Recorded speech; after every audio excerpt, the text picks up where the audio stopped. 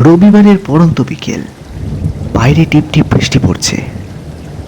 অনন্তবাবুর জলাজীর্ণ বাড়িটা থেকে আবার ভেসে আসছে প্রত্যেক দিনের মতো করুণ সেতারের সুরটি। অনন্তবাবুর আপনজন বলতে তার সেই পুরনো সেতারটি।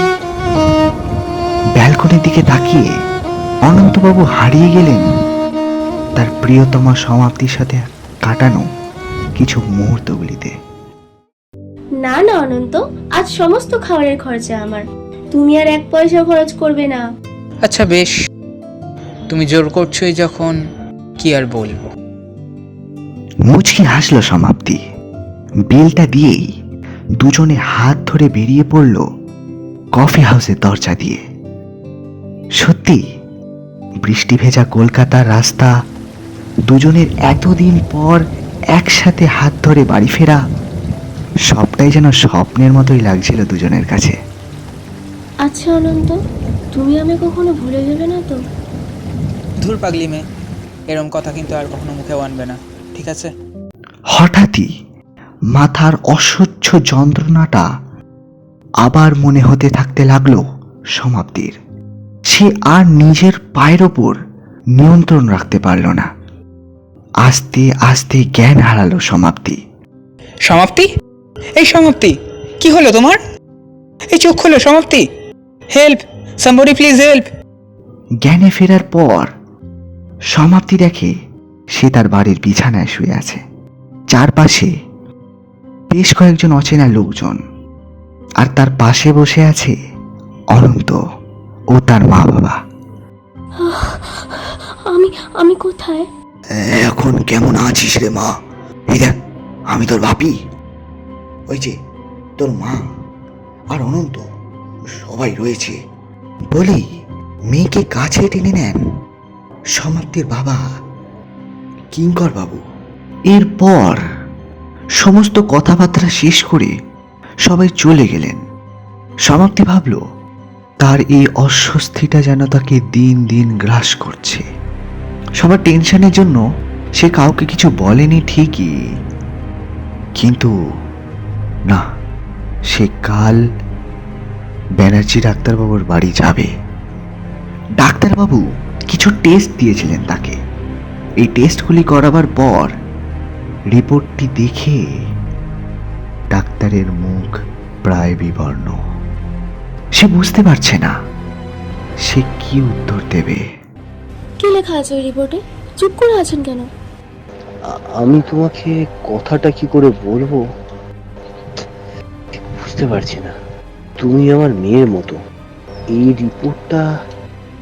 রিপোর্টটাতে যেটা লেখা আছে সেটা হলো তোমার ব্রেন ক্যান্সারের লাস্ট স্টেজ। আমি হেল্পলেস। তোমার হাতে হয়তো আর সপ্তাহখানেক সময় আছে, তবে ঠিকঠাক চিকিৎসা করাতেও লাখখানেক টাকা প্রায় খরচা হতে পারে। আকাশ থেকে পড়ল সমাপ্তি। এত টাকা সে পাবেই বা কোথায়? কেই বা দেবে তাকে? তার ছোট ব্যবসাদার বাবা, নাকি সদ্য চাকরি পাওয়া তার অনন্ত? কারোর পক্ষেই সম্ভব নয়। সে চুপচাপ বাড়ি ফিরে আসে এবং তার রুমে চলে যায়।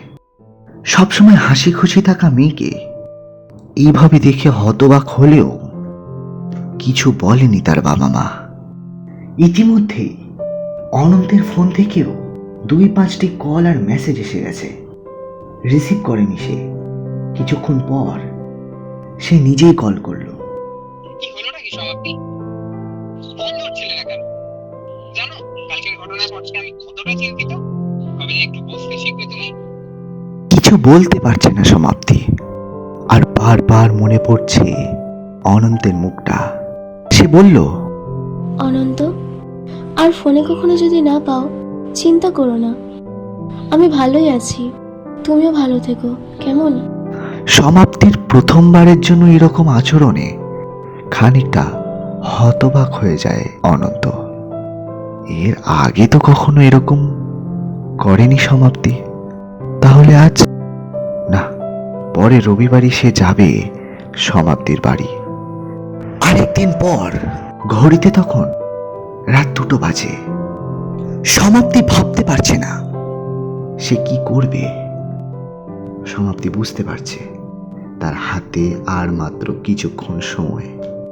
মনে পড়ছে তার বাবা মার মুখ আর অনন্ত সঙ্গে কাটানো স্মৃতিগুলো। আমায় ক্ষমা করো তোমরা, সারাটা জীবন কাটাতে পারলাম না আমি।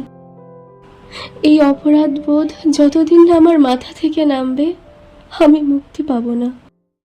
এরপর চারদিকটা অন্ধকার হয়ে আসে, দম বন্ধ হয়ে আসতে থাকে তার। তারপর তারপর সব শেষ। তারপরের দিন সমাপ্তির মৃতদেহটি দেখে কান্নায় ভেঙে পড়ল তার বাবা মা।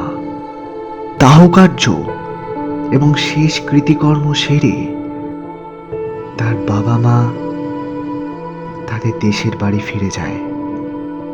আর এদিকে এক সপ্তাহ নানান কাজের ফাঁকেও কল মেসেজ করেও সমাপ্তির কোনো রিপ্লাই না পেয়ে একটা ক্ষোভ জন্ম নেয় অনন্তর মনে। একটাই প্রশ্ন, তবে কি সমাপ্তি তাকে ভুলে গেল? আর কিছু ভাবতে না পেরে সে তৎক্ষণাৎ সমাপ্তির বাড়ি ছুটে যায়। বাড়িতে তালা ঝুলছে। তার ক্ষোভটা আরো বেড়ে যায় সমাপ্তির ওপর। তোমার এরকমটা করার আগে একবার বাঁধলো না? আমি তোমায় কখনো ক্ষমা করতে পারবো না সমাপ্তি, কখনো না। বাড়ি এসে কাউকে কিছু না বলে সে চুপচাপ দরজা বন্ধ করে শুয়ে পড়ে। আজ তার আর কিছু ভালো লাগছে না। ঘড়িতে বাজে তখন রাত 2টো। হঠাৎই একটি শব্দ অনন্তের ঘুমটা ভাঙিয়ে দিল।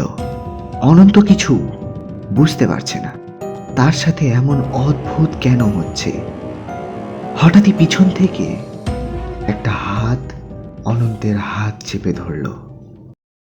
অনন্ত, ডাকটা শুনে হতভম্ব হয়ে যায় অনন্ত। এরপর জড়িয়ে ধরে সে সমাপ্তিকে। কোথায় চলে গেছিলে তুমি? জানো না তোমাকে ছাড়া আমি থাকতে পারি না? সমাপ্তি মুচকি হেসে বলল, তুমি ভাবলে কি করে যে আমি তোমায় ভুলে যাব? আমি যে জীবনে একটা মানুষকে বাবা মার উপর ভালোবেসেছি, সে মানুষটা তুমি। কিন্তু কি করব বলো, ঈশ্বর হয়তো চাননি আমরা এক হই। তাই তাই তাই কি? তোমার সাথে শেষ দেখাটা না করলে আমি যে মুক্তি পাবো না অনন্ত। আমি তোমার কাছে ক্ষমা প্রার্থী। সেই জন্যই হয়তো আমি তোমার কাছে থেকেও তোমার থেকে অনেক দূরে। বলে সমাপ্তি ছুটে গেল ব্যালকনির দিকে। সঙ্গে সঙ্গে অনন্তও ছুটে যায় ব্যালকনিতে। এই কি, কোথায় সমাপ্তি? আর তাহলে অনন্ত এতক্ষণ কার সাথেই বা ছিল? নাকি সবটাই তার মনের ভুল? এইসব যখন সে ভাবছে, হঠাৎই আবছা আলোয় একটা কাগজ পড়ে থাকতে দেখে অনন্ত। আবছা আলোয়ও স্পষ্ট পড়তে পারছে অনন্ত। সমাপ্তি Chatterjee, report, brain cancer last stage. সমাপ্তি বলে জ্ঞান হারিয়ে পড়ে যায় অনন্ত।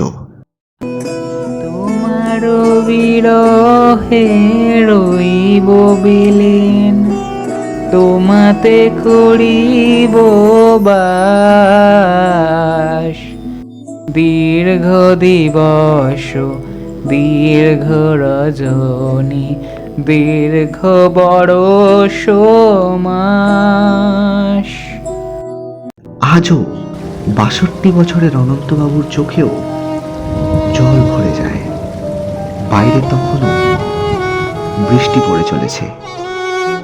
হয়তো কোনো কোনো গল্পের সমাপ্তি এইভাবেই ঘটে।